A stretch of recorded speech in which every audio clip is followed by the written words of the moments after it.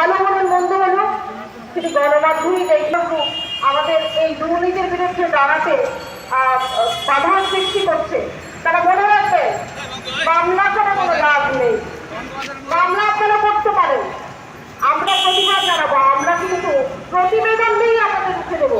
সাহসটা কিন্তু আপনারা যখন আমরা যোগাযোগ করেছি তখন আপনারা যেন সামনাসামনি মুখোমুখি হতে পারেননি, তখন কেন আপনারা পালিয়ে বেরিয়েছেন।